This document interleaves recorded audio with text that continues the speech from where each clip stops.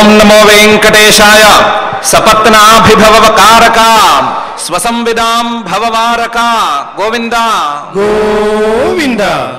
స్వసంవిదా భాసయసేహ విశ్వం న సంవిదా మూఢధియాన్ తథాపి విసంవదద్ జ్ఞానపరో జడోస్మి క్వ సంవిదో వేద్మి విభో పథంతే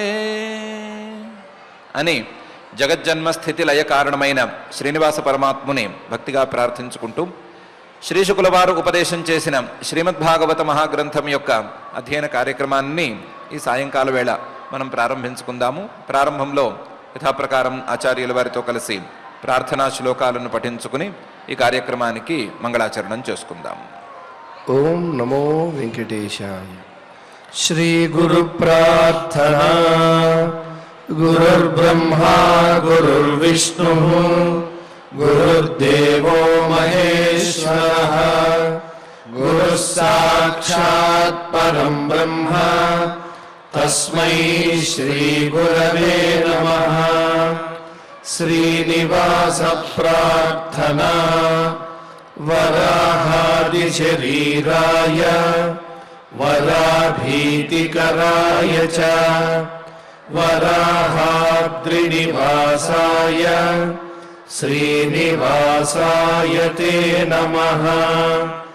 అథ సంకల్పః శ్రీమదాదివరాహ క్షేత్రే విరాజమానస్య నిత్యశుద్ధ బుద్ధ ముక్త స్వభావస్య లీలాగృహీత విగ్రహస్య శ్రీ పద్మావతీ జానేః అనుగ్రహేణ అస్మాకం సర్వేషాం బుద్ధిశుద్ధ్యర్థం విద్యాభివృద్ధ్యర్థం భక్తి జ్ఞాన వైరాగ్యాది తదనుకూల సర్వసంపత్ సమృద్ధ్యర్థం శ్రీ పరమేశ్వర ప్రీత్యర్థం శ్రీమద్భాగవత పాఠం కరిష్యామహే. అస్య శ్రీమద్భాగవత స్తోత్ర మహామంత్రస్య నారద ఋషిః బృహతి ఛందః శ్రీకృష్ణః పరమాత్మా దేవతా బ్రహ్మ బీజం భక్తిశక్తిః జ్ఞానవైరాగ్యే కీలకం అస్మాకం శ్రీమద్భగవత్ప్రసాదసిద్ధ్యర్థే పాఠే వినియోగః. ధ్యానం నారాయణాధ్వరవరాహ విహన్యమానం మిత్రాప్రసూత విదురాది విదర్శ్యమానం ద్వైపాయనాప్తశుక సంభృత ముఖ్య భాగం యజ్ఞాయ సంభరత భాగవతం ప్రకామం. శ్రీ గురుభ్యో నమః. హిరణ్యాక్షుడు నీళ్లలో ఉండే శ్రీహరిని చూశాడు.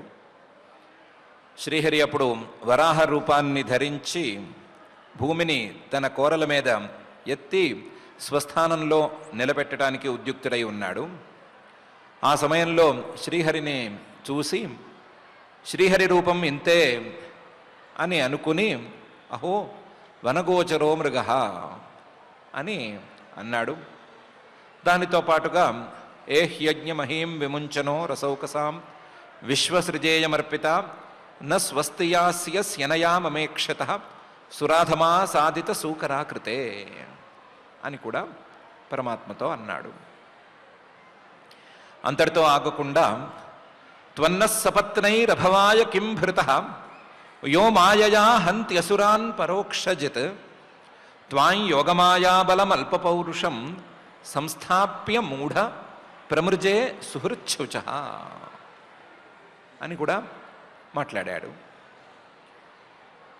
త్వం న సపత్నైరభవాయ కిం భృతః. నా శత్రువులందరూ కలిసి, లేదా మా శత్రువులు, మా రాక్షసులకు శత్రువులైనటువంటి దేవతలందరూ కలిసి ఈ రాక్షసులన్నీ లేకుండా చెయ్యి అని నిన్ను వేడుకున్నట్టున్నారు.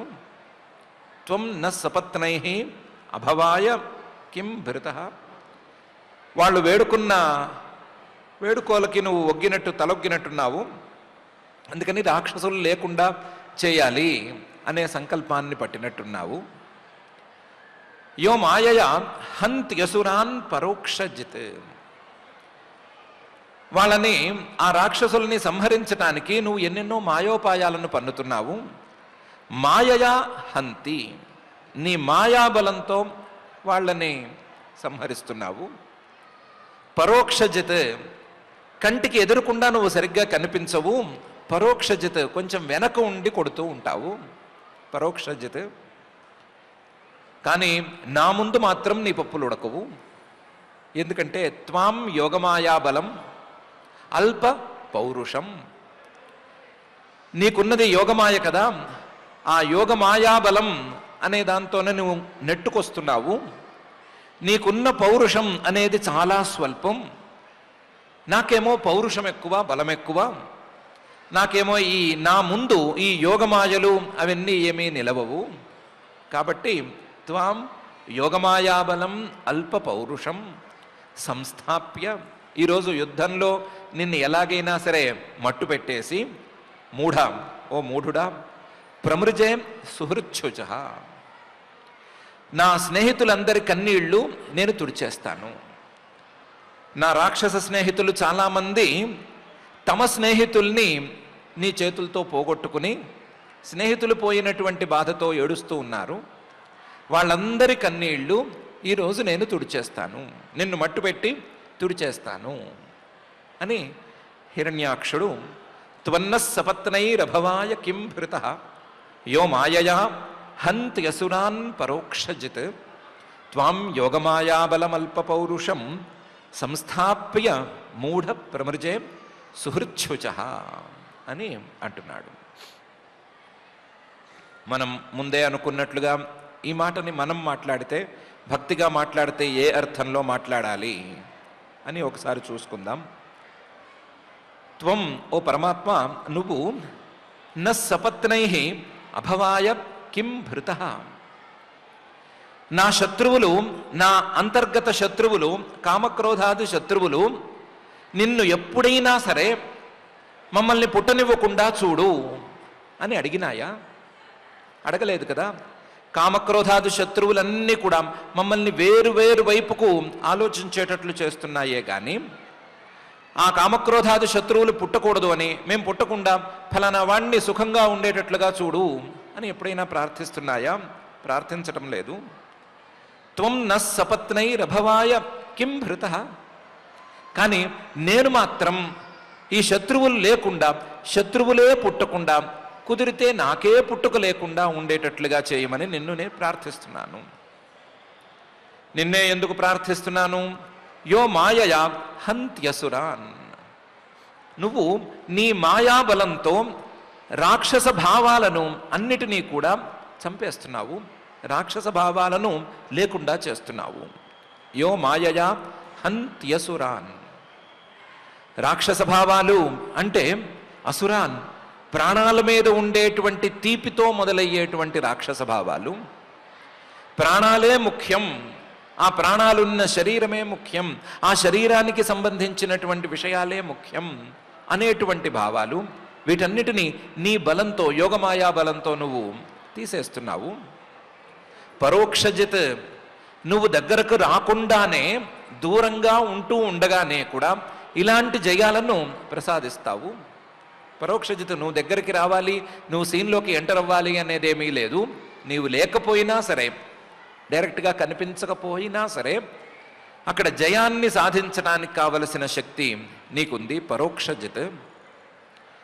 ఇంకా జాగ్రత్తగా ఆలోచించుకుంటే యోగమాయాబలం అల్ప పౌరుషం. నీకుండేటువంటి యోగమాయాబలం అనేది చాలా స్వల్పమైనటువంటి బలం, స్వల్పమైనటువంటి పౌరుషం. నీకుండేటువంటి జ్ఞానశక్తిని కానీ నీకుండేటువంటి క్రియాశక్తిని కానీ పరిగణనలోకి తీసుకున్నట్లయితే, నీ యొక్క సర్వజ్ఞశక్తి మొదలైనటువంటి వాటిని దృష్టిలో ఉంచుకున్నట్లయితే, ఈ యోగమాయ తాలూకు బలం అనేది అల్ప పౌరుషం, చాలా చిన్న పౌరుషం, చిన్న బలం ఇది. అందుకని యోగమాయనే దాటి ఉన్నటువంటి నీ యొక్క స్వరూపాన్ని త్వాం హృది సంస్థాప్య, నా హృదయంలో ఉంచుకుని, ఓ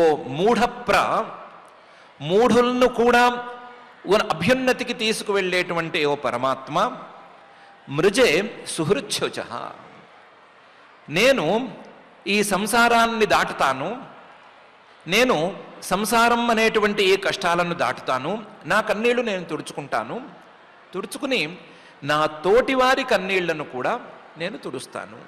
మృజే సుహృచ్యుచ, నేను గనక సంసార సాగరాన్ని దాటితే, ఈ కష్టాలను దాటితే, సహజంగా నా తోటి వారందరినీ కూడా దాటించడానికి ప్రయత్నం చేసి తీరుతాను. కాబట్టి వాళ్ళందరినీ కూడా దాటిస్తాను, వాళ్ళ కన్నీళ్లు కూడా నేను తుడుస్తాను, నా కన్నీళ్లు నేను తుడుచుకుంటాను, వాళ్ళ కన్నీళ్లు కూడా తుడుస్తాను అని మన వైపు నుంచి ప్రార్థన కనిపించేటట్టుగా మహర్షి గారు ఈ శ్లోకాన్ని రచిస్తూ త్వం నస్సపత్నైరభవాయ కిం భృతః యో మాయయా హంత్యసురాన్ పరోక్షజిత్ త్వాం యోగమాయాబలమల్ప పౌరుషం సంస్థాప్య మూఢప్ర మృజే సపత్నాన్ అని అంటున్నారు. హిరణ్యాక్షుడికి ఇంకా కూడా నోటి తీట తీరలేదు. పైన అంటున్నాడు, త్వయి సంస్థితే గదయా శీర్ణ శీర్షణి అస్మద్భుతచ్యుతయా ఏ చ తుభ్యం బలిం హరంతి ఋషయో ఏ చ దేవాః స్వయం సర్వే న భవిష్యంత్యమూలాః అని. నిన్ను ఈరోజు నేను మట్టుబెట్టడం ఖాయం. మన ఇద్దరికీ ఈరోజు యుద్ధం జరుగుతుంది, ఆ యుద్ధంలో నేను నిన్ను మట్టుబెట్టేస్తాను.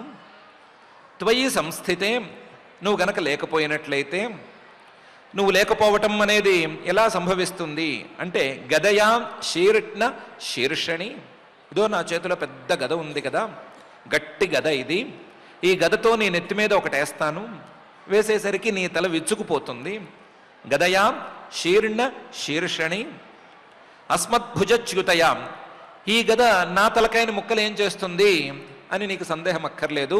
నా భుజానికి ఉండే బలం చూడు, ఈ బలంతో గనక ఈ గట్టి గదని నీ నెత్తి మీద వేశాను అంటే అది విచ్చుకుపోవటం ఖాయం. అస్మద్భుజచ్యుతయా, ఇది జరిగిందంటే నువ్వు ఇక్కడికిక్కడ అయిపోవటం ఖాయం. అలా అయిపోయినప్పుడు ఏ చ తుభ్యం బలిం హరంతి, నీ భక్తులు చాలామంది నిన్ను పూజించుకుంటున్నారు కదా, ఆ పూజించుకునేటువంటి వాళ్ళలో సామాన్య మానవులు ఉన్నారు, ఋషులున్నారు, ఏ చ దేవాహ దేవతలు ఉన్నారు కదా, వాళ్ళందరూ కూడా స్వయం సర్వే న భవిష్యంతి, వాళ్ళందరూ కూడా దిక్కులేని వాళ్ళు అయిపోతారు. అమూలాహ, వాళ్ళకి ఏ మూలము ఉండదు, వాళ్ళకు ఏ బలము ఉండదు. ఈనాళ్ళు నీ బలం చూసుకుని వాళ్ళందరూ పెట్టరేకపోతున్నారు. వాళ్ళందరూ బలం లేక, మూలం లేక వాళ్ళు కూడా దిక్కులేని వారు అయిపోతారు. నువ్వు ఇలాగో అయిపోతావు, నిన్ను ఆశ్రయించుకున్న వారికి కూడా దిక్కు లేకుండా తయారైపోతుంది అని హిరణ్యాక్షుడు త్వయి సంస్థితే గదయా శీర్ణ శీర్షణి అస్మద్భుజచ్యుతయా ఏ చ తుభ్యం బలిం హరంత్యర్షయో ఏ చ దేవాః స్వయం సర్వే న భవిష్యంత్యమూలాః అని ఈ శ్లోకంలో అంటున్నాడు. దీన్ని మనలాంటి భక్తుల మాటల్లో మార్చుకోవాలి అంటే, ఇంతకుముందు శ్లోకంలో నిన్ను హృదయంలో ఉంచుకుంటాను అని చెప్పాను కదా, త్వాం హృదయే సంస్థాప్య అని చెప్పాం కదా. త్వయి సంస్థితే, నువ్వు గనక నా హృదయంలో ఉండే మాట అయితే, నా హృదయంలో నువ్వు ఉంటే, గదయా నేను నా మాటలతో కూడా నిన్నే పూజించుకుంటూ ఉంటే, గదయా శీర్ణ శీర్షణి, నేను నా శిరస్సును కూడా నీ ముందు వంచితే, నా శిరస్సు నీ రూపం ముందు గనక వంగితే, అస్మద్భుజచ్యుతయా నేను నా చేతులతో నిన్ను పూజించుకుంటూ గనక ఉన్నట్లయితే, నా చేతుల నుండి నీ మీద పడే పూలు గనక రాలితే జారితే, అస్మద్భుజచ్యుతయా. అప్పుడు ఏ చతుభ్యం బలింహరంతి, ఎవరైతే నిన్ను పూజించుకుంటున్నారో వారందరూ, అలాగే ఏ చ ఋషయ ఏ చ దేవా, ఋషులు దేవతలు వీళ్ళందరూ కూడా స్వయం సర్వే న భవిష్యంతి అమూలా, వాళ్ళందరూ ఎలాగైతే అమూలంగా లేకుండా ఉన్నారో, నిన్ను ఆశ్రయించుకుని నీ మూలంగా ఎలాగైతే ప్రబలంగా ఎదుగుతున్నారో, వాళ్ళు స్వయం ఇతరాపేక్ష లేకుండా పైకి ఎలాగైతే ఎదుగుతున్నారో అలాగే నేను కూడా ఎదగగలుగుతాను. నేను గనకనే నిన్ను నీ రూపాన్ని నా హృదయంలో స్థాపించుకున్న మాట అయితే, నీ రూపాన్ని గురించే నిరంతరం మాట్లాడుకుంటూ ఉన్న మాట అయితే, నీ రూపానికి తలొగ్గిన మాట అయితే, నీ రూపాన్ని పూజించుకునేటువంటి మాట అయితే గనక, అలా చేసుకున్నటువంటి మిగతా భక్తులు ఋషులు దేవతలు ఏ గతిని పొందారో ఆ గతిని నేను కూడా పొందుతాను. వాళ్ళు పొందినటువంటి నీ తాలూకు మూలం, నీ తాలూకు మూల బలం అనేదాన్ని నేను కూడా పొందగలుగుతాను అని మన వైపు నుంచి వచ్చేటట్లుగా త్వయి సంస్థితే గదయా శీర్ణ శీర్షణ్యస్మద్భుజచ్యుతయా ఏ చ తుభ్యం బలింహరంతి ఋషయో ఏ చ దేవా స్వయం సర్వే న భవిష్యంతి అమూలా అని హిరణ్యాక్షుడు చెప్పినట్లుగా మహర్షి గారు ఈ శ్లోకంలో అంటున్నారు. హిరణ్యాక్షుడు ఈ విధంగా కొంచెం కఠినంగా పరుషంగా మాట్లాడుతున్నాడు. మాట్లాడుతుంటే శ్రీహరి ఎలా రియాక్ట్ అయ్యాడు అని మహర్షి గారు చెప్తున్నారు. సతుద్యమానోరి దురుక్త తోమరై దంష్ట్రాగ్రగాం గాం ఉపలక్ష్య భీతాం తోదం ఋషన్ నిరగాదంబు మధ్యాత్ గ్రహాహత సకరేణుర్యథేభ అని. ఆదివరాహమూర్తిలో ఉండేటువంటి ఆ శ్రీమన్నారాయణుడు హిరణ్యాక్షుడు మాట్లాడే మాటలను విన్నాడు. ఆ మాటలు వినేట్టుగా లేవు, ఎవరో మాట్లాడితే వినటానికి సొంపుగా ఏమీ లేవు. సతుద్యమాన, అవి పొడుస్తున్నట్లున్నాయి, ముళ్ళులతో పొడుస్తున్నట్లున్నాయి. ఎందుకంటే అరి దురుక్త తోమరై, అది శత్రుభావంతో వచ్చినటువంటి హిరణ్యాక్షుడు తన నోటికి ఎంతవరకు వీలుంటుందో అంతవరకు దురుక్తాలను అంటే చెడ్డమాటలను వాడి, ఆ చెడ్డమాటలనే ఆయుధాలుగా యుద్ధంలో మొదటి వాడేటువంటి తోమరం మొదలైనటువంటి ఆయుధాల రూపంలో శ్రీహరి మీద ప్రయోగించి ఉన్నాడు. ఆ ప్రయోగించినటువంటి మాటలు ఆయుధాలలాగా పొడిచేట్లుగా ఉన్నాయి. సతుద్యమాన అరి దురుక్త తోమరై, పొడిచేట్లుగా ఉన్నాయి కాబట్టి ఇతని పని చూడాలి అని సహజంగానే అనిపించిందేమో క్షణం పాటు. కానీ ఇంతలో తన కోరల మీద ఉండేటువంటి భూమిని ఒకసారి చూశాడు స్వామి. చూసేసరికి దంష్ట్రాగ్రగాం గాం ఉపలక్ష్య భీతాం, ఆవిడ గడగడ వణికిపోతోంది. తన కోరల మీద ఉండేటువంటి భూమి, ఇప్పటికే ఒకసారి ఈ రాక్షసుడు నన్ను నీళ్ళలో ముంచేశాడు, ఇప్పుడు నన్ను కష్టం మీద నువ్వు ఎత్తావు, కష్టమోసకమో ఎత్తావు, ఎత్తిన వాడివి నన్ను నా చోట ఉంచకుండా గనక ఇప్పుడు వీడితో తలపడితే నాకేమైనా ప్రమాదం సంభవించవచ్చు అన్నట్లుగా ఆవిడ భయపడుతోంది. దంష్ట్రాగ్రగాం గాం ఉపలక్ష్య భీతాం, అలా భయపడి వణుకుతున్నటువంటి భూమిని స్వామి చూశాడు. చూసి పోనీలే ఈ భూమిని స్వస్థానంలో ఉంచి తర్వాత రాక్షసుడి సంగతి చూసుకుందాంలే అని అనుకుని తోదం మృషన్, ఈ పొడుపు మాటలను సహిస్తూనే మృషన్ నిరగాత్, అక్కడి నుంచి బయలుదేరాడు. ఎక్కడి నుంచి బయలుదేరాడు? అంబు మధ్యాత్, నీటి మధ్యలో ఉన్నాడు కాబట్టి, ఆ గర్భోదం అనే పేరున్న నీళ్లలో ఉన్నాడు కాబట్టి అక్కడి నుంచి బయలుదేరి భూమిని ఉంచవలసినటువంటి స్థానంలో ఉంచటానికి బయలుదేరాడు. చూడ్డానికి సీన్ ఎలా ఉంది అంటే గ్రాహాహత సకరేణు యథేభ,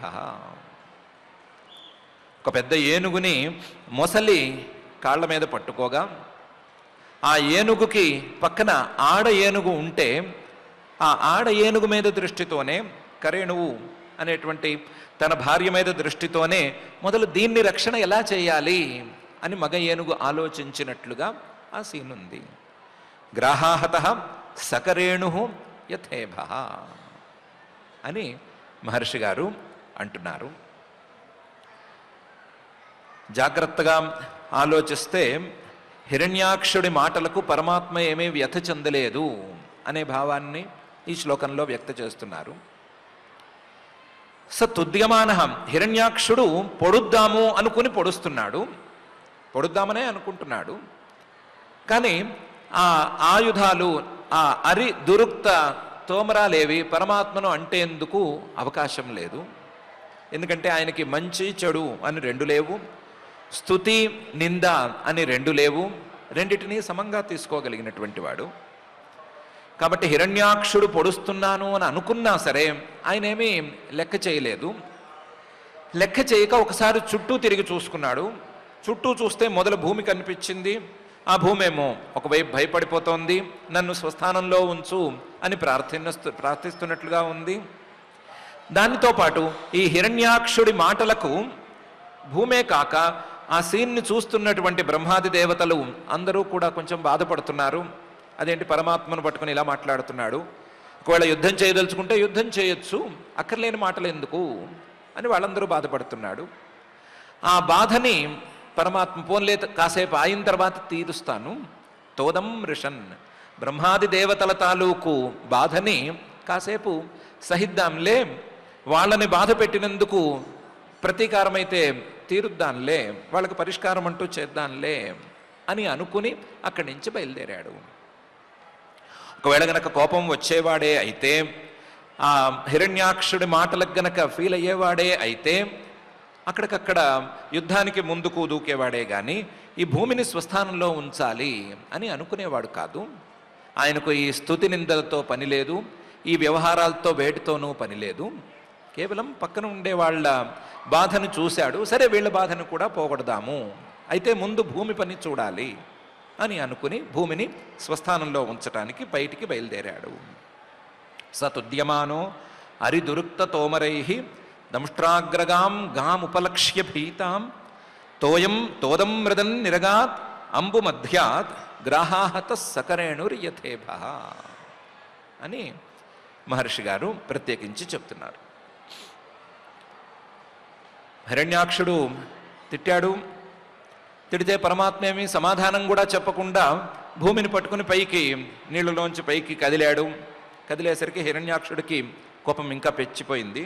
దాంతో తం నిస్సరంతం సలిలాదనుద్రుతో హిరణ్యకేశో ద్విరదం యథా ఝష కరాళదంష్ట్రో శని నిస్వనో బ్రవీత్ గతహ్రియాం కిం త్వసతాం విగర్హితం అని. హిరణ్యాక్షుడు కోపంతో ఊగిపోయాడు. ఎందుకు కోపంతో ఊగిపోయాడు? తం నిస్సరంతం, తాను ఇంతగా పొడుస్తున్నా సరే సమాధానం కూడా చెప్పకుండా నిస్సరంతం బయలుదేరి తన పని తాను చూసుకుంటున్నాడు. సలిలాత్, ఈ నీళ్ళలోంచే బయటికి వెళ్ళిపోతున్నాడు. ఇలాంటి వాణ్ణి ఏం చేయాలి అని కోపంతో ఆలోచించి అనుద్రుత, ఆ పరమాత్మ వెంట పడ్డాడు. అనుద్రుత హిరణ్యకేశ, బంగారంలాగా కొంచెం వెలుగుతూ ఉండేటువంటి కేశాలు ఉండేటువంటి ఆ హిరణ్యాక్షుడు ద్విరదం యథా ఝష, ఇంతకుముందు శ్లోకంలో చెప్పుకున్నట్లుగా ఒక గజేంద్రుణ్ణి మొసలి పట్టుకున్నట్లుగా, మొసలి వెంటపడుతున్నట్లుగా హిరణ్యాక్షుడు వెంటపడుతున్నాడు అని చెప్పుకున్నాం కదా. ఆ చెప్పుకున్నట్లుగానే ఈ మొసలి ఏనుగు తప్పించుకుని పారిపోతూ ఉంటే ఎలాగైతే నీళ్లలో వెంటపడుతుందో అలా వెంటపడ్డాడు. అనుద్రుత ద్విరదం యథా ఝష, వెంటపడి కరాళదంష్ట్ర, పళ్ళు పటపటపట కొరికాడు. పళ్ళు కొరికినప్పుడు నోరు తెరిస్తే తెలిసింది నిజంగానే మొసలి లాంటి పళ్ళే ఉన్నాయి వీడికి అని. కరాళమైనటువంటి పళ్ళు అంటే మొసలి పళ్ళ లాంటి పళ్ళున్నాయి వీడికి. ఆ పళ్ళని పటపట కొరికాడు. కరాళదంష్ట్ర. దీనికి తోడు ఇంకా కూడా కోపం ఆగక చల్లారక అశని నిస్వన, ఓ పిడుగు పడ్డట్టుగా, ఒక ఉరిమినట్లుగా పెద్దగా ఇంకా కూడా స్వరాన్ని హెచ్చించి గట్టిగా ఓ మాట మాట్లాడాడు. ఏమని మాట్లాడాడు? గతహ్రియాం కిం త్వసతాం విగర్హితం అని. నీకు సిగ్గు లేదు, గతహ్రియాం నీకు సిగ్గు లేదు కాబట్టి, సిగ్గును విడిచిపెట్టేశావు కాబట్టి ఏ పని చేయడానికి వెనకాడట్లేదు. నీ శత్రువుని నేను ఎదురుకుండా వచ్చి నాతో యుద్ధం చేయి అన్నట్లుగా మాట్లాడుతుంటే, నిన్ను ఈరోజు మట్టు పెట్టేస్తాను అని అంటుంటే నీకు పౌరుషం రావట్లేదు. గతహ్రియాం ఎందుకంటే అసతాం, నువ్వేమి చెప్పుకోదగ్గ వీరుడివేమి కావు, నువ్వేమీ చెప్పుకోదగ్గ పౌరుషం ఉండేటువంటి మహానుభావుడివేమీ కావు. అసతాం విగర్హితం, ఇంకా నీకు పారిపోవటం లాంటి పనులతో పెద్ద ఇబ్బంది ఏముంది? నీకు ఫలానా పని చేయొచ్చు, ఫలానా పని చేయకూడదు అనేటువంటి వ్యవస్థ ఏమనుంది? నీకా సిగ్గులేదాయే? సిగ్గులేదు కాబట్టి పారిపోవటానికి నువ్వు వెనకాడటం లేదు. నన్ను చూసి భయపడి పారిపోతున్నావు. ఎందుకు? ముందే చెప్పాను కదా, పరోక్ష జిత్తు.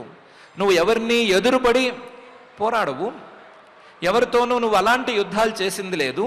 ఇప్పుడు కూడా ఆ సిగ్గుతోనే పారిపోతున్నావు అని అన్నాడు.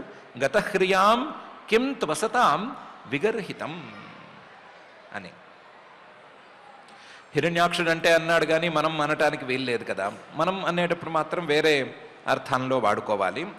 గతహ్రియాం, అయ్యో నా భక్తులు ఇలాంటి ఇబ్బందికి గురి అవుతున్నారే, అయ్యో నేను ఉండగానే ఈ భూమి నీళ్ళలోకి జారిపోయిందే, నీళ్ళలోకి ఎవరో తొక్కేశారే, నేను ఇంతదాకా ఎందుకు రానిచ్చాను అని భక్తుల మీద దయతో సిగ్గుపడుతున్నావు నువ్వు. గతహ్రియాం అసతాం, ఎందుకంటే నీకంటే మంచివారు మరొకరు ఉండరు. ఇలాంటి వాడివి కాబట్టే ఈ భూమికి ఇబ్బంది కలగకూడదు అనేటువంటి అభిప్రాయంతో ఇలా ఎదురు నిలబడి ఎవరైనా మాట్లాడితే వాళ్ళతో యుద్ధం చేయాల్సిన అవసరం ఉన్నా సరే ఆ అవసరాన్ని పట్టించుకోకుండా పారిపోతున్నారు అని అనిపించిన, లేదా పారిపోతున్నాడు అని అనిపించి ఎవరైనా ఏదైనా మాట్లాడతారు అని భయం వేసినా సరే లెక్క చేయకుండా వాటన్నిటినీ పక్కన పెట్టేసి ముందు భూమిని స్వస్థానంలో ఉంచటానికి నువ్వు పూనుకుంటున్నావు. గతహ్రియాం అసతాం కిం విగర్హితం,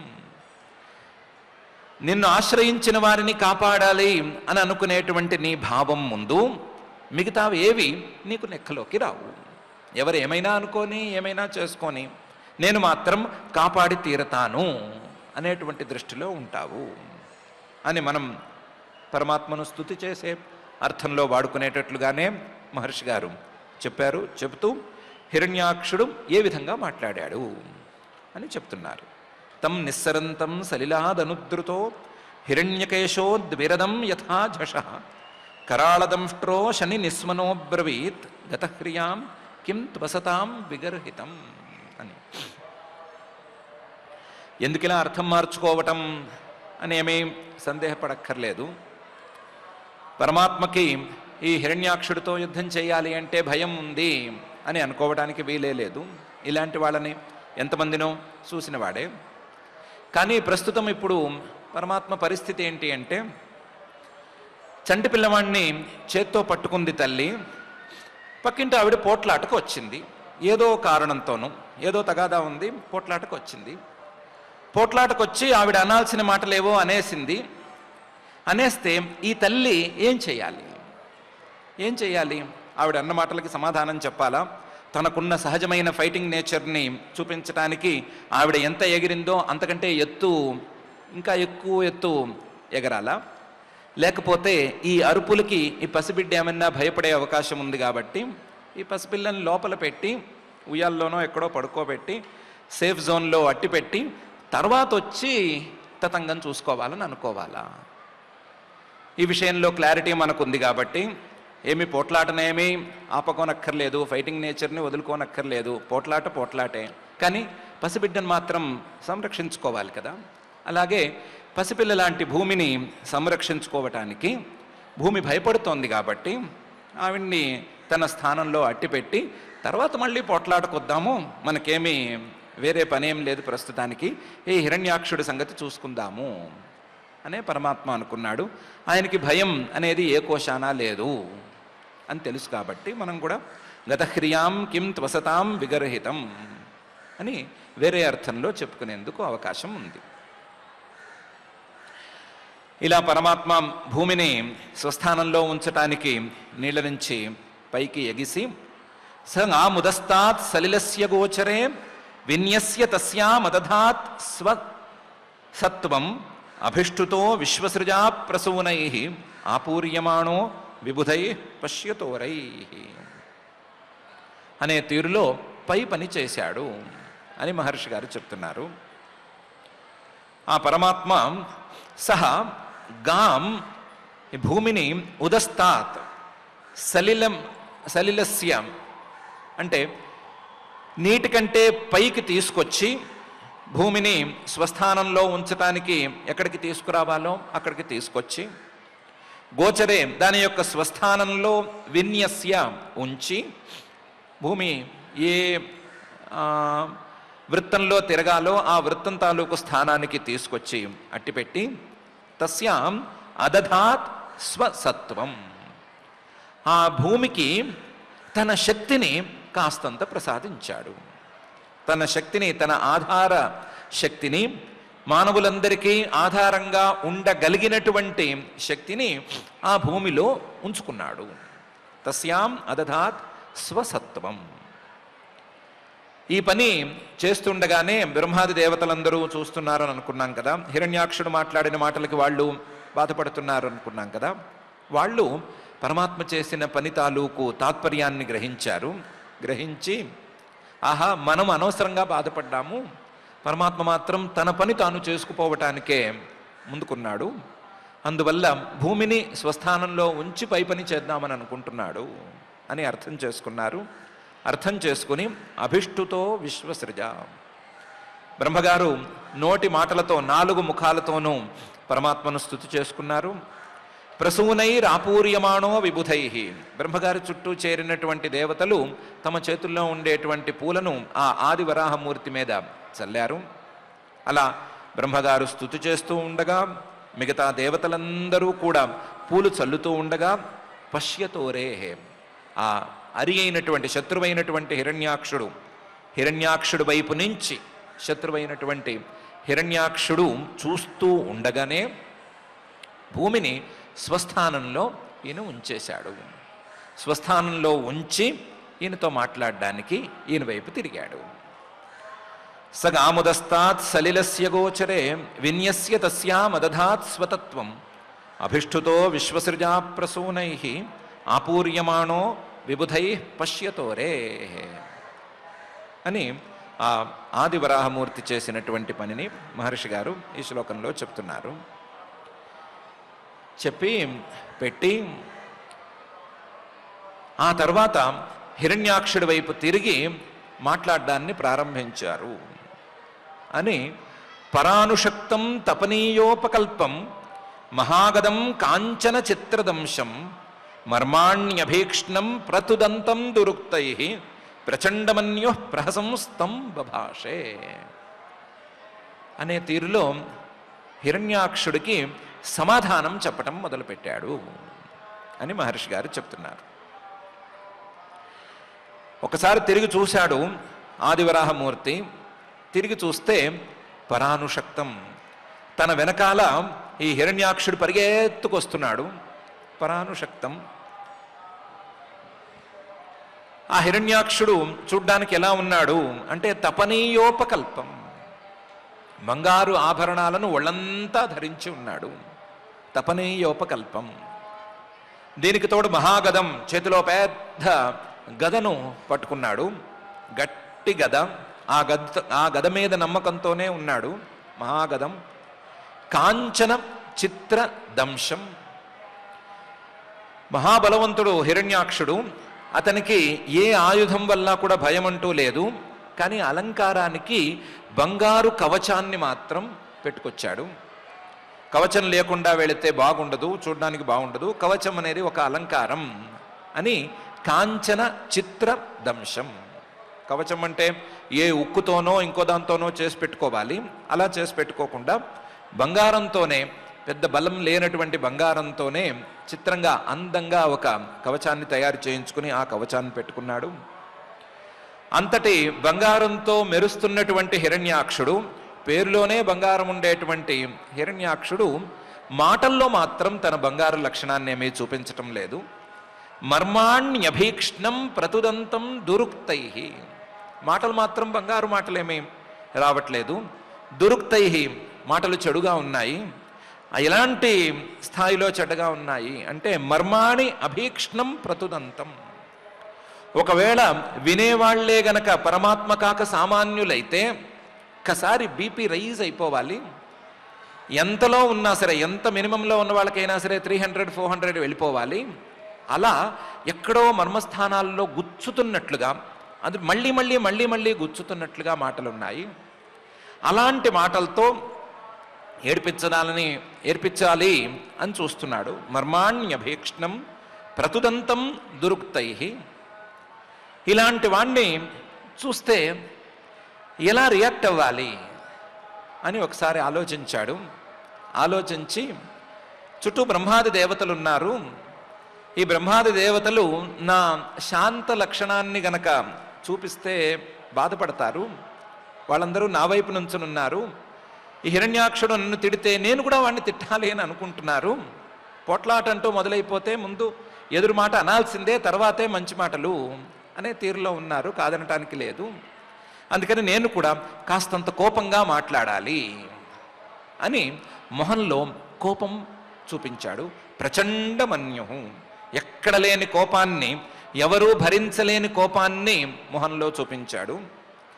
కానీ తన యొక్క సహజమైన లక్షణం ఎటు పోదు కాబట్టి ప్రహసన్, సన్నగా నవ్వుతూనే ఉన్నాడు.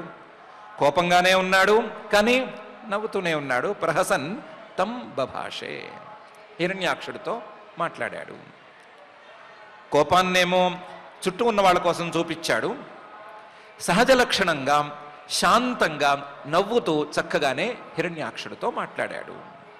హిరణ్యాక్షుడు ఏదో తననే అన్నాడు అనే ఫీలింగ్ ఏమీ లేదు ఆయనకి. తననేదో తిట్టాడు అనే అర్థం ఆయనకి లేనే లేదు. ఆయన ఎప్పుడూ అలాంటి తిట్లను తిట్లుగా స్వీకరించడు. కాబట్టి ఆయన నవ్వుతూనే మాట్లాడాడు. చుట్టూ ఉన్న వాళ్ళు ఫీల్ అవుతారు, కొంచెం యుద్ధం ముందుండే వాతావరణము బలంగా ఉండాలి అని కోరుకుంటున్నారు. కాబట్టి వాళ్ళకు తగ్గట్లుగా ప్రచండమన్యుగా కనిపించాడు అని మహర్షి గారు పరానుషక్తం తపనీయోపకల్పం మహాగదం కాంచన చిత్రదంశం మర్మాణ్యభీక్ష్ణం ప్రతుదంతం దురుక్తై ప్రచండమన్యు ప్రహసంస్తం బభాషే అని ఈ శ్లోకంలో చెప్తున్నారు. ఏమని మాట్లాడాడు? శ్రీ భగవానువాచ, క్రూరంగా మాట్లాడటము, ఏదో పొడుస్తున్నట్టు మాట్లాడటం ఈయనకు అలవాటు లేదు. అందుకని సత్యం వయంభో వనగోచరా మృగా యుష్మద్విధాన్ మృగయే గ్రామసింహాన్ న మృత్యుపాశై ప్రతిముక్తస్య వీరా వికథనం తవ గృహంత్యభద్ర అని మొదటి మాట మాట్లాడాడు. నువ్వు అన్నావు కదా, అహో వనగోచరాహ మృగాహ అన్నావు కదా. వనగోచరా మృగాహ సత్యం, నిజమే. సత్యం వయంభో వనగోచరా మృగాహ, నేను నువ్వు అనుకున్నట్లుగా వనగోచర మృగాన్నే. ఎలాంటి వనగోచర మృగాన్నే? నీకు కనిపిస్తున్నట్లుగా అడవిలుగా తిరిగేటువంటి వరాహ రూపాన్ని ధరించి వచ్చిన వాణ్ణే. కాదనేందుకేముంది? వనగోచరాహ మృగాహ కరెక్టే. కానీ ఆలోచించి చూసుకో, వనగోచర మృగాహ, వనంలో తపస్సు చేసుకుని ఆ తపస్సుతో నన్ను అనుగ్రహింపజేసుకున్నటువంటి వాళ్ళకి నేను నా యొక్క స్వస్వరూపంతో కనిపిస్తాను. నన్ను వెతికిన వాళ్ళకి, నన్ను వెతుక్కుంటూ వెళ్ళిన వాళ్ళకి, నన్ను వెతుక్కుంటూ సాధన చేసుకున్న వారికి నేను సరి అయిన తీరులో కనిపిస్తాను. సత్యం వనగోచరాహ మృగాహ. ఇంకా కూడా సత్యం వనగోచర మృగ, నేను ఈ సంసారంలో ఉన్నట్లుగా అనిపిస్తాను. వనం లాంటి, అడవి లాంటి సంసారంలో ఎంతటి వాళ్ళకైనా సరే కష్టాలను తప్పనిసరిగా ఇచ్చేటువంటి వనం లాంటి సంసారంలో గోచర, నేను ఉన్నట్లుగా అనిపిస్తాను. కానీ మృగ, వెతికితే కనిపిస్తాను. నా స్వరూపాన్ని వెతుక్కోవాలి, వెతుక్కుంటే నా స్వరూపం అనేది కనిపిస్తుంది. అంతవరకు నేను ఈ వనంలో మీలాగానే ఉన్నట్లుగా అనిపిస్తూ ఉంటాను. పరమాత్మ కూడా ఈ సంసారంలో భాగమే అని అనిపించేలా ఉంటాను. సత్యం వయంభోహో వనగోచరాః మృగాః యుష్మద్విధాన్ మృగయే గ్రామసింహాన్. నీలాంటి గ్రామసింహాల్ని అంటే కుక్కల్ని వెతుకుతూ ఉంటాను, కుక్కల్ని వెతికి వేటాడుతూ ఉంటాను. యుష్మద్విధాన్ మృగయే గ్రామసింహాన్. నువ్వేదో నాకు అంత బలం ఉంది ఇంత బలం ఉంది అని విర్రవేగుతున్నావు కదా. సింహం ముందు కుక్క గతి ఎంతో నా ముందు నీ పరిస్థితి కూడా అంతే. నేను మృగం సింహాన్నైతే మృగరాజునైతే నీవు గ్రామసింహానివి, నువ్వు కుక్కలాంటి వాడివి, చాలా సింపుల్గా నిన్ను తీసేస్తాను. యుష్మద్విధాన్ మృగయే గ్రామసింహాన్. నువ్వు కాక ఈ మాటలు వింటున్నారు చూడు మిగతా వాళ్ళకి చెప్తున్నాను. యుష్మద్విధాన్ మృగయే గ్రామసింహాన్. వాళ్ళందరూ గ్రామ సింహాలు, గ్రామాల్లోనే ఉంటూ, సింహాలు గ్రామాల్లో ఉంటే ఎలాగైతే తమ ప్రాభవాన్ని కోల్పోతాయో అలాగే ప్రాభవాన్ని కోల్పోయారు. కేవలం గ్రామాల్లోనూ నగరాల్లోనూ ఉంటూ భౌతికమైనటువంటి విషయాలకు అలవాటు పడిపోయారు. నేను వనగోచరుణ్ణి అని చెప్పాను కదా, నన్ను వనంలో వెతకటం అనే అలవాటును వాళ్ళు ఉంచుకోలేరు. అలాంటి అలవాటు లేని వాళ్లను కూడా నేనే వెతుక్కుంటూ వెళతాను.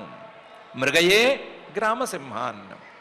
నన్ను వెతుక్కుంటూ వచ్చిన వారికి నేను కనిపిస్తాను, నన్ను వెతుక్కుంటూ రాని వారి వెంట నేను కూడా వెళతాను. నేను వాళ్ళను వెతుకుతాను, వెతికి వాళ్ళని ఎలాగైనా సరే నా దారిలోకి తెచ్చుకోవటానికి ప్రయత్నం చేసుకుంటాను. యుష్మద్విధాన్, ఎలాంటి వాళ్ళైనా సరే, కేవలం నేను అనుకుంటూ బాధపడే వాళ్ళు ఎవరున్నా సరే వాళ్ళందరినీ నేను వెతికి వాళ్ళందరినీ నా దారిలోకి తెచ్చుకోవటానికి ప్రయత్నం చేసుకుంటాను. యుష్మద్విధాన్ మృగయే గ్రామసింహాన్. ఓ హిరణ్యాక్ష, న మృత్యుపాశై ప్రతిముక్తస్య వీరాః వికత్తనం తవ గృహంతి అభద్ర. నువ్వు అభద్రుడివి, మంచివాడివి కావు, లేదా ఎవరికైనా సరే మంచి చేసేవాడివి కావు. నువ్వు చెప్పేటువంటి మాటలు వినాలి అంటే వాళ్ళు ఖచ్చితంగా మృత్యుపాశాలతో బంధింపబడి ఉండాలి, మృత్యువుకు దగ్గరగా వెళ్ళాలి. నువ్వు చెప్పే మాటల్ని తీసుకునేవాళ్ళు, నువ్వు చెప్పే మాటలకు ఉన్నది ఉన్నట్లుగా అర్థం చేసుకునేవాళ్ళు ఎవరున్నా సరే వాళ్ళందరూ కూడా మృత్యుపాశ ప్రతిముక్తులు. మృత్యుపాశంతోనే వాళ్ళు బంధనాలను కలిగి ఉంటారు. నువ్వే కాదు, నీ మాటలను విని ఆనందించే వాళ్ళు ఎవరున్నా సరే వాళ్ళందరూ కూడా మృత్యుపాశ ప్రతిముక్తాః. ఓ వీర, ఓ హిరణ్యాక్ష, వీరులెవరూ కూడా నీవు చెప్పినటువంటి ఈ మాటలను, వికత్తనం అక్కర్లేని మాటలను ఎవరు లక్ష్యం చేయరు. నా వికత్తనం తవ గృహంతి. నువ్వు చెప్పినటువంటి ఈ మాటలన్నిటినీ, నీవు చెప్పినటువంటి ఈ వికత్తలను, నీ గొప్పలు లేదా నన్ను తిట్టడము అనేటువంటి అంశాలని వీరులెవరూ లెక్క చేయరు. వీరులెవరూ ఈ దారిలో ఉండరు. నీకేమైనా ప్రతాపం ఉంటే అది యుద్ధంలో చూపించుకో, మాటలతో చూపించుకుంటే దాని పేరు గొప్పలు చెప్పుకోవటమే అవుతుందే కానీ అదేమీ పెద్ద వీర లక్షణం అయితే కాదు. హిరణ్యాక్ష, న మృత్యుపాశై ప్రతిముక్తస్య వీరాః వికత్తనం తమ గృహంత్యభద్ర అని హిరణ్యాక్షుడికి పరమాత్మ చెప్తున్నాడు. ఒకవేళ మిగతా ఎవరైనా వినేవాళ్ళు ఉంటే గనక, వీరాహ, నాలాంటి దయావీరులు ఎవరైనా సరే, మృత్యుపాశై ప్రతిముక్తస్య, ఆ మృత్యుపాశాలతో కూడి ఉండేటువంటి జీవులు ఎవరైనా వికత్తనం తప్పుగా మాట్లాడితే, ఎవరైనా తప్పుగా దోషబుద్ధితో నన్ను చూస్తే దాన్ని పెద్దగా లెక్క చేయరు. న మృత్యుపాశై ప్రతిముక్తస్య వీరాః వికత్తనం గృహంతి. నేను దయాళువుని, నన్ను ఈ సంసారంలో ఎవరైనా తక్కువగా అంచనా వేసినా, తప్పుగా మాట్లాడినా, నా మీద ఏమైనా దోషారోపణ చేసినా నేను దాన్ని పెద్దగా లెక్క చేయను. ఎందుకంటే అభద్ర, మంచి అనేది నాకంటే భిన్నంగా ఇంకో చోట లేదు. న విద్యతే భద్రం యస్మాత్ తత్ అభద్రం. నేనే అందరికంటే మంచివాడిని, మంచి అనేదానికి ప్రతిరూపాన్ని నేను. ఇలాంటి వాడిని నన్ను ఎవరు ఏమనుకున్నా సరే వాళ్ళకి మంచే కలగాలి తప్ప వేరుగా కలగటానికి వీల్లేదు. కాబట్టి ఈ సంసార సాగరంలో మునిగిన వాళ్ళు ఏమైనా తప్పుగా మాట్లాడినా వాళ్ళని నేనేమి దండించను, పెద్దగా పట్టించుకోను. వాళ్ళు విషయాసక్తులై ఉంటే మాత్రం వాళ్ళ వెంటపడి ఎలాగైనా సరే వాళ్ళకి నా జ్ఞానాన్ని అందించాలని చూస్తాను. ఎవరైనా సరే నన్ను వెతుక్కుంటూ వస్తే మాత్రం వాళ్ళకి తప్పనిసరిగా నేను కనిపిస్తాను అని పరమాత్మ ఈ శ్లోకంలో వినే మిగతా వాళ్లకు అలాగే హిరణ్యాక్షుడికి ఇద్దరికీ వర్తించేటట్లుగా సత్యం వయంభో వనగోచరా మృగా యుష్మద్విధాన్ మృగయే గ్రామసింహాన్ న మృత్యుపాశై ప్రతిముక్తస్య వీరా వికథనం తవ గృహంత్యభద్ర అని అన్నాడు. నువ్వు ఏదో గద తీసుకొచ్చావు, ఆ గదతో నా నెత్తి మీద ఏదో మోదేస్తానంటున్నావు, దానికి భయపడి నేను పారిపోయాను అని కూడా అంటున్నావు. కానీ వాస్తవం అలా లేదు. ఏతే వయం న్యాసహరా రసౌకసాం గతహ్రియో గదయా ద్రావితాస్తే తిష్టామహేథాపి కథంచిదాజౌ స్థేయం క్వయామో బలినోత్పాద్య వైరం అని అంటున్నాడు. 3 దశల్లో అర్థం వచ్చేటట్టుగా పరమాత్మ మాట్లాడుతున్నాడు. ఒకటి, హిరణ్యాక్షుడు అన్న మాటలకి ఏతే వయం, ఇదిగో నీ ఎదురుకుండా ఉన్నాను కదా. న్యాసహరాహ రసౌకసాం, నువ్వే అన్నావు కదా రాక్షసులు తాలూకుది ఈ భూమిని నువ్వు బలవంతంగా తీసుకెళ్తున్నావు. రసౌకసాం విశ్వసృజేయం అర్పిత అని అన్నావు కదా. ఓ మీ రాక్షసులదే భూమి అనుకో, ఈ భూమిని నేను తీసుకొచ్చాను, స్వస్థానంలో ఉంచాను. న్యాసహరా రసౌకసాం గతహ్రియ అన్నావు. అవును, నాకేమి సిగ్గులేదు. సిగ్గెందుకు? భూమిని స్వస్థానంలో ఉంచటానికి, భూమిని స్వస్థానంలో ఉంచిన తర్వాత నీతో పోరాడడానికి నాకు సిగ్గెందుకు? గతహ్రియా గదయా ద్రావితాస్తే, ఏమంటున్నావు నువ్వు? నేను గద పట్టుకొచ్చాను, నువ్వు భయపడి పారిపోతున్నావు అని కదా. అక్కడ భయపడి అనే పదం తీసేస్తే నువ్వు గద పట్టుకొచ్చావు, నేనేమో భూమిని స్వస్థానంలో ఉంచడానికి పరిగెత్తాను. గదయా ద్రావితాస్తే, ఒకవేళ నేను భయపడే పారిపోయాను అని అనుకుంటే మాత్రం అది తప్పు. ఎందుకంటే తిష్టామహే, ఇప్పుడు నుంచున్నాను కదా. భయపడి పారిపోయేవాణ్ణైతే గనక ఎప్పుడైనా పారిపోతూనే ఉండాలి, కానీ ఇప్పుడు ఆగను కదా. తిష్టామహే అథాపి కథంచిదాజౌ, నాకు వాస్తవానికి ఈ యుద్ధం ఇష్టం లేదు, కానీ కథంచిత్ ఆజౌ తిష్టామహే, ఈ యుద్ధం తప్పనిసరి కాబట్టి తప్పనిసరిగా ఉంటాను. తిష్టామహే అథాపి కథంచిదాజౌ స్థేయం, యుద్ధం అంటూ వస్తే గనక యుద్ధంలో ఎదుటివాడు నువ్వు నిలువు అంటే స్థేయం నిలవాల్సే ఉంటుంది. స్థేయం క్వయామహ, నేను మాత్రం ఎక్కడికి వెళ్తాను? నేను అన్ని చోట్ల ఉండవలసిన వాడిని, అన్నీ నేనే ఉన్నవాడిని, ఎక్కడికి వెళ్తాను? క్వయామహ, అందులోనూ బలినా ఉత్పాద్య వైరం, నీలాంటి బలవంతుడే వచ్చి నాతో యుద్ధం చేస్తాను అంటే నువ్వు నాకు శత్రువువి అని అంటే నీ మనసులో వైరం అనేది కలిగిన తర్వాత ఎక్కడికి పోతాను? ఎక్కడికి వెళ్ళినా నా వెంటబడి వస్తూ ఉంటావు కదా అని మొదటి దశలో అంటున్నాడు. ఏతే వయం న్యాసహరా రసౌకసాం గతహ్రియో గదయా ద్రావితాస్తే తిష్టామహేథాపి కథంచినాజౌ స్థేయం క్వయామో బలినోత్పాద్య వైరం అని. రెండవ దశలో అంటున్నాడు, ఏతే వయం న్యాసహరా రసౌకసాం, ఇదో నీ ఎదురుకుండా ఉన్నాను. న్యాసహరా రసౌకసాం, రాక్షసుల తాలూకు భూమిని తీసుకొచ్చి స్వస్థానంలో ఉంచేశాను. నువ్వు అన్నట్లు గతహ్రియ, నాకు సిగ్గెందుకయా? నిన్ను అనుగ్రహించటానికి ఈ పని చేసినటువంటి నాకు సిగ్గెందుకు? గతహ్రియ గదయా ద్రావితాస్తే, నువ్వు గద పుట్టుకొస్తే గద పుచ్చుకొస్తే ఆ గదకి భయపడినట్లుగా పారిపోవటానికి నాకు సిగ్గెందుకు? గదయా ద్రావితాస్తే, సిగ్గెందుకు అని చివరిలో చెప్తాను. తిష్టామహేథాపి కథంచిదాజౌ, ఇప్పుడు నీతో యుద్ధం చేయటానికి తప్పనిసరిగా ఉంటాను. కథంచిదాజౌ, ఎలాగైనా సరే నేను ఉండి తీరుతాను. ఎందుకంటే స్థేయం క్వయామో బలినా ఉత్పాద్య వైరం, నిన్నసలు ఇంత బలవంతుడిగా పుట్టించింది ఎవడు? నిన్నింత బలవంతుడిగా తయారు చేసింది ఎవరు? నేనే కదా. నేనే కదా నిన్ను వైకుంఠ ద్వారం నుండి కిందకు పంపించి నువ్వు రాక్షసులు అవుతావు, రాక్షసులపై బలివిగా ఉంటావు, నన్నే నిరంతరం ధ్యానిస్తూ ఉంటావు, నా మీద శత్రుభావంతో నన్నే నిరంతరం స్మరిస్తూ ఉంటావు అని చెప్పి పంపించింది. కాబట్టి నేనే నిన్ను పుట్టించిన తర్వాత, నీ పుట్టుకకు కారణం నేనే అయిన తర్వాత, నీ మనసులో ఉండేటువంటి వైరభక్తిని నేనే ఉత్పాదన చేసిన తర్వాత నేనెక్కడికి వెళ్తాను, నీ దగ్గరికి వచ్చి తీరుతాను, ఇక్కడే ఉంటాను, ఈరోజు మన ఇద్దరికి యుద్ధం అవుతుంది, వ్యవహారం ఏంటి అని తేలిపోతుంది అని రెండవ దశలో అంటున్నాడు. మూడవ దశలో ఎవరూ ఏమీ తప్పుగా అనుకోనక్కర్లేదు.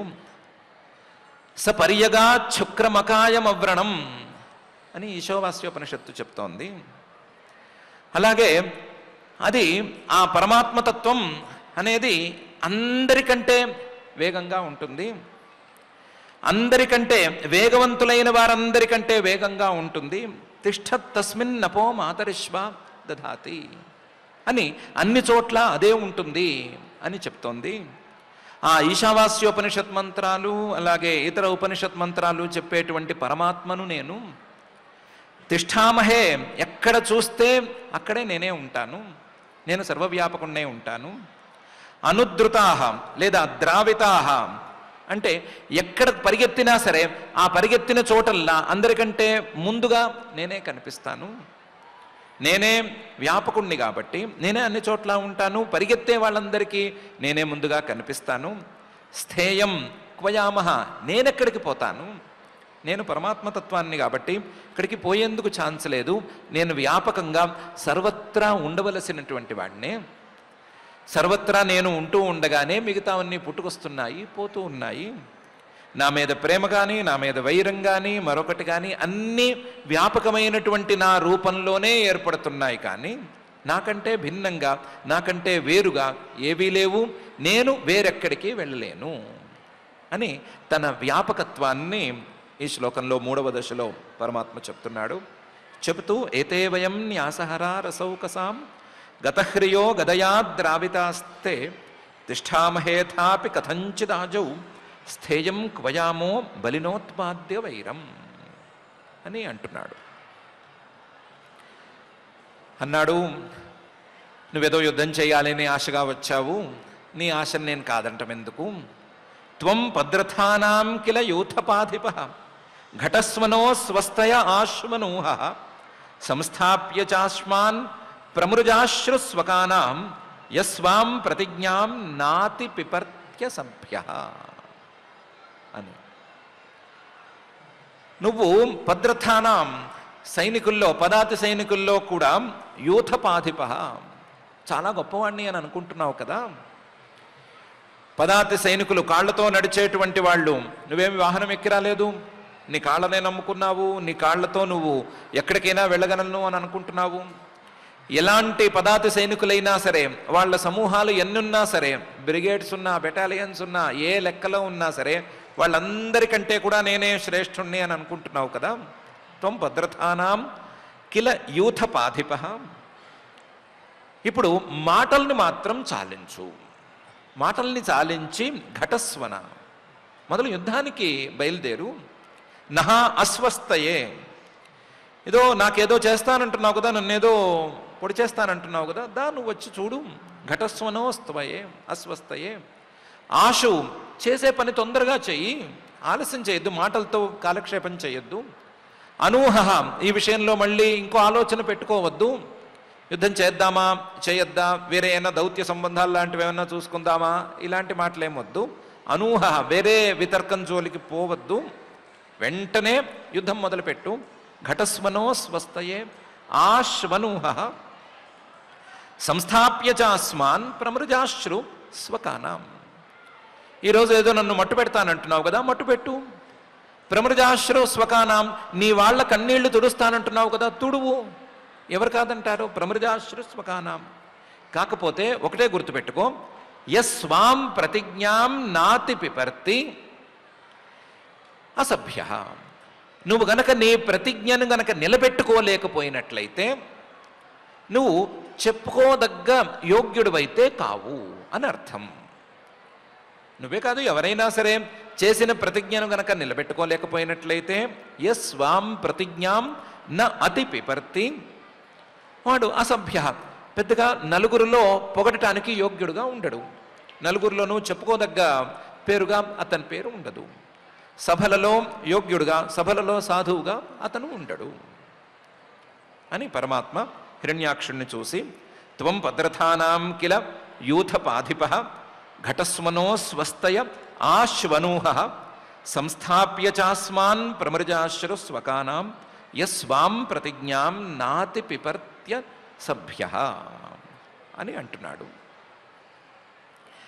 అయితే మాట్లాడేది పరమ చమత్కారి అయిన పరమాత్మ కాబట్టి హిరణ్యాక్షుడిదేముంది, వాడి సంగతి మిగతా వాళ్ళకి పెద్దగా అవసరం లేదు, వినేవాళ్ళందరూ జాగ్రత్తగా దీన్ని పాటించుకోండి, చూసుకోండి. ప్రతి వాళ్ళు భద్రథానాం కిల యోధపాధిప, ప్రతి మానవుడు రెండు కాళ్ళు ఉండే వాళ్ళందరిలో కల్లా కూడా నేనే శ్రేష్ఠుణ్ణి అని అనుకుంటాడు కదా. భద్రథానాం పాదాలు రథాలుగా అంటే కాళ్లతో నడిచే వాళ్ళందరూ కూడా, పాదాలు రథాలుగా కలిగిన వాళ్ళందరూ కూడా, పాదాలతో నడిచేటువంటి వాళ్ళందరూ కూడా మేమే అందరికంటే స్పెషల్ అని అనుకుంటారు కదా.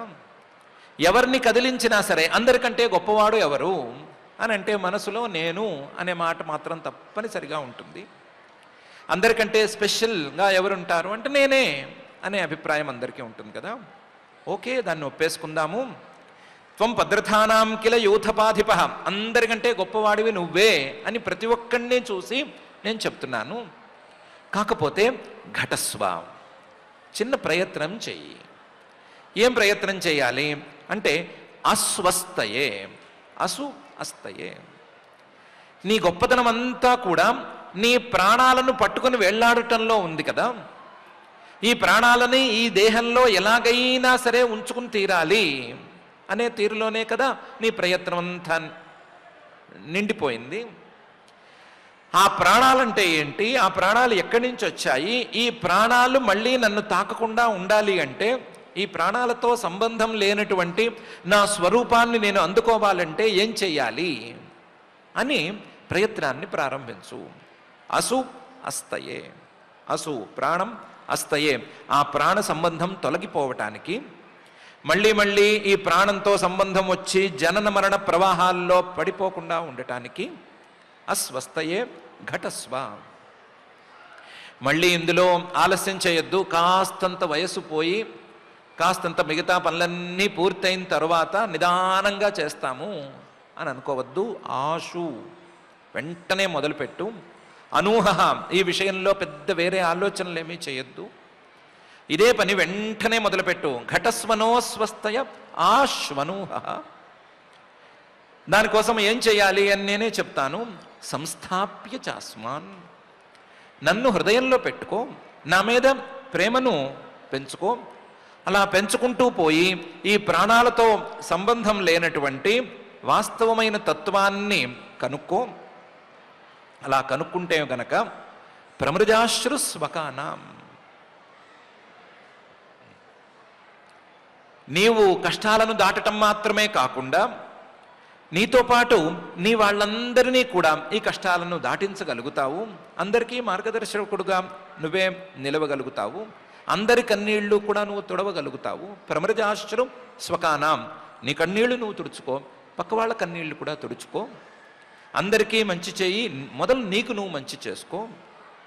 కానీ ఈ విషయంలో ముందు ఒక ప్రతిజ్ఞ చేసుకో. నేను ఈ పని మీద ఉంటాను అని ప్రతిజ్ఞ చేసుకో. ఆ ప్రతిజ్ఞ చేసిన తర్వాత మాత్రం యస్వాం ప్రతిజ్ఞాం నాతి పిపర్తి అసభ్య అని గుర్తుంచుకో.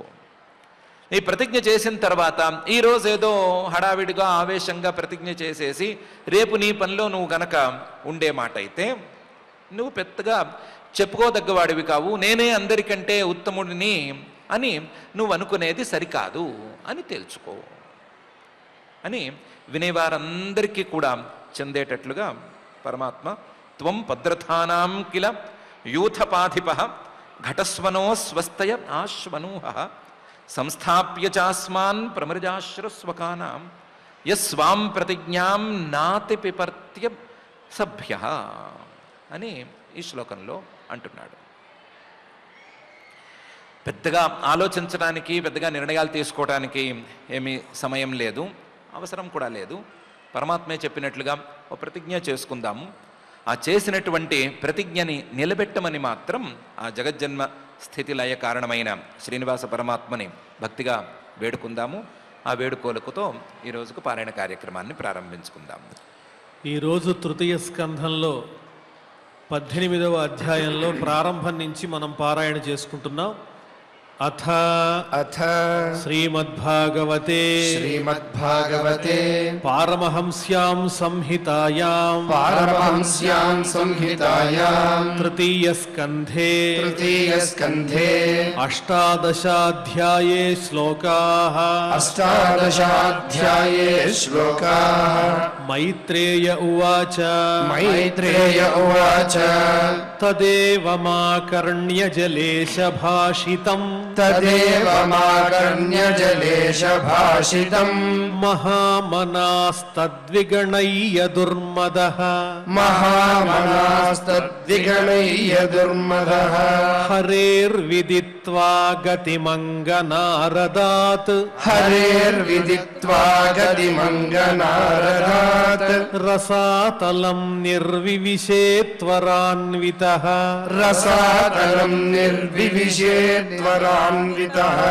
దదర్శ తత్రాభిజితం ధరాధరం పురోన్నీయమానావనిమగ్రదంష్ట్రయా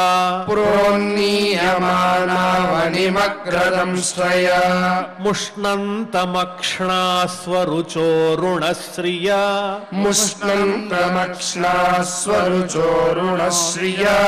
జహాస చాహో వనగోచరో మృగః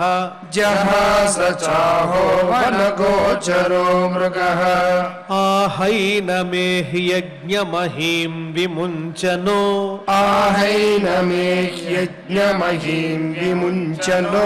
రసౌకసాం విశ్వసృజేయమర్పిత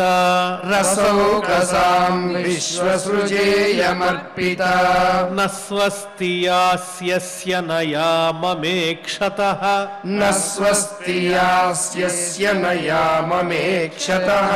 సురాధమాసాదితసూకరాకృతే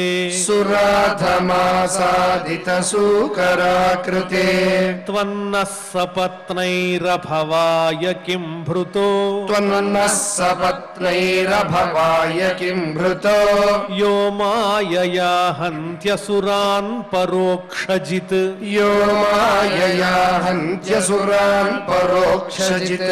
త్వాం యోగమాయా బలమల్ప పౌరుషం సంస్థాప్య మూఢ ప్రమృజే సుహృచ్ఛుచః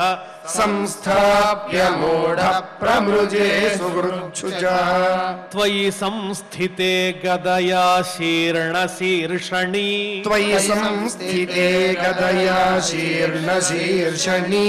అస్మద్భుజచ్యుతయా ఏ చ తుభ్యం బలిం హరంత్యుర్షయో ఏ చ దేవాః స్వయం సర్వే న భవిష్యంత్యమూలాః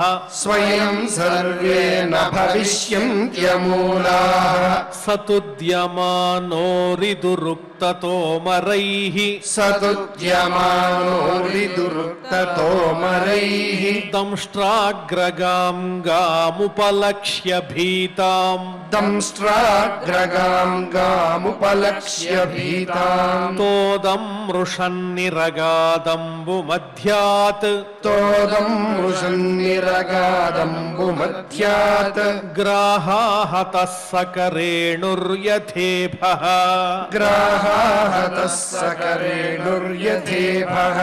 తం నిస్సరంతం సలిలాదనుద్రుతో తం నిస్సరంతం సలిలాదనుద్రుతో హిరణ్యకేశోద్విరదం యథా ఝషః హిరణ్యకేశోద్విరదం యథాఛశః కరాలదంష్ట్రోశని నిస్వనో బ్రవీత్ కరాలదం శ్రోషలి నిస్వనో బ్రవీత్ గతః హ్రియాం కిం త్వసతాం విగర్హితం గతక్రియాం కిం త్వసతాం విగర్హితం సగాముదస్తాత్ సలిలస్య గోచరే సగాముదస్తాత్ సలిలస్య గోచరే విన్యస్య తస్యామదధాత్ స్వసత్వం విన్యస్య తస్యామదధాత్ స్వసత్యం అభిష్ణుతో విశ్వసృజా ప్రసూనైః అభిష్ణుతో విశ్వసృజా ప్రసూనైః ఆపూర్యమాణో విబుధైః పశ్యతోరేః ఆపూర్యమాణో విబుధైః పశ్యతోరేః పరానుషక్తం తపనీయోపకల్పం పరానుషక్తం తపనీయోపకల్పం మహాగదం కాంచన చిత్రదంశం మహాగదం కాంచన చిత్రదంశం మర్మాణ్యభీక్ష్ణం ప్రతుదంతం దురుక్తైః మర్మాణ్యభీక్ష్ణం ప్రదుదంతం దురుక్తైః ప్రచండమన్యుః ప్రహసంస్తం బభాషే ప్రచండమన్యుః ప్రహసంస్తం బభాషే శ్రీభగవానువాచ శ్రీభగవానువాచ సత్యం వయం భోవనగోచరా మృగాః సత్యం వయం భోవనగోచరా మృగాః యుష్మద్విధాన్ మృగయే గ్రామసింహాన్ యుష్మద్విధాన్ మృగయే గ్రామసింహాన్ న మృత్యుపాశైః ప్రతిముక్తస్య వీరాः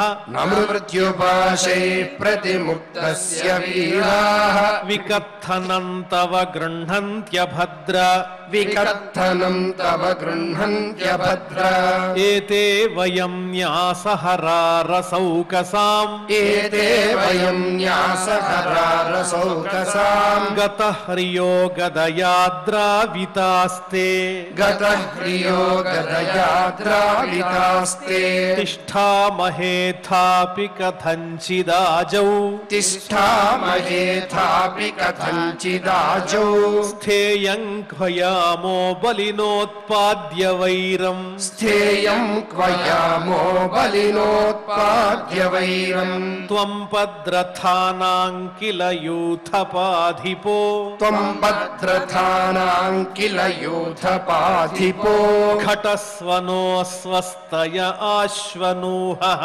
ఘటస్వనో స్వస్తయ ఆశ్వనూహః సంస్థాప్య చాస్మాన్ ప్రమృజాశ్రుస్వకానాం సంస్థాప్య జాస్మాన్ ప్రముజాశ్రుస్వకానాం యస్వాం ప్రతిజ్ఞాం నాతిపిపర్త్య సభ్యః యస్వాం ప్రతిజ్ఞాం నాతిపిపర్త్య సభ్యః ఇతి ఇతి శ్రీమద్భాగవతే శ్రీమద్భాగవతే పారమహంస్యాం సంహితాయాం పారమహంస్యాం సంహితాయాం తృతీయ స్కంధే తృతీయ స్కంధే అష్టాదశాధ్యాయే శ్లోకాః అష్టాదశాధ్యాయే శ్లోకాః.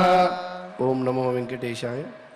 వినరాయోరి యం అమంగళాచరణ యద్వృత్తిం ననున్నీమదిన్ అనయంబున్ వనగోచరం బగు మృగం బంచున్ తలంతు ఔర నేనెనయన్ వన్య మృగంబుయౌదు బలియైతించు నిబోటి ఈ శునక శ్రేణి వధింతు నేడని మునన్ సోకోర్చి వర్తించినన్ అని ఆ పరమాత్మ చెప్పినటువంటి అద్భుతమైన వచనాల్ని ఆచార్యముఖంగా నేటి అధ్యయన కార్యక్రమంలో అర్థాన్ని అంతరార్థాన్ని కూడా చక్కగా తెలుసుకున్నాం. నిరంతరము ఇటువంటి శ్రీమద్భాగవత అమృత రసాస్వాదంలో భాగస్వాములు చేయమని, ఆ భగవత్ తత్వాన్ని మనకి పరిపూర్ణంగా అందించమని ఆ దేవదేవుడైన తిరువెంకటనాథుణ్ణి శ్రీ వెంకటేశ్వర స్వామిని భక్తి శ్రద్ధలతో ప్రార్థిస్తూ యథావిధిగా క్షమాప్రార్థన దగ్గర నుంచి మంగళాంత శ్లోకం వరకు పఠించుకుని మంగళాంతంగా నేటి అధ్యయన కార్యక్రమానికి పరిసమాప్తిని పలుకుదాం. అథ క్షమా ప్రార్థనా యదక్షరపదభ్రష్టం మాత్రాహీనం చ యద్భవేత్ తత్సర్వం క్షమ్యతాం దేవ నారాయణ నమోస్తుతే. అథ భగవత్సమర్పణం కాయేన వాచా మనసేంద్రియైర్వా బుద్ధ్యాత్మనా వా ప్రకృతే స్వభావాత్ కరోమి యద్యత్ సకలం పరస్మై నారాయణాయేతి సమర్పయామి. అథ లోకక్షేమ ప్రార్థనా సర్వే భవంతు సుఖినః సర్వే సంతు నిరామయాః సర్వే భద్రాణి పశ్యంతు మా కశ్చిద్ దుఃఖభాగ్ భవేత్. అథ మంగళం శ్రియః కాంతాయ కళ్యాణ నిధయే నిధయేర్థినాం శ్రీవేంకటనివాసాయ శ్రీనివాసాయ మంగళం.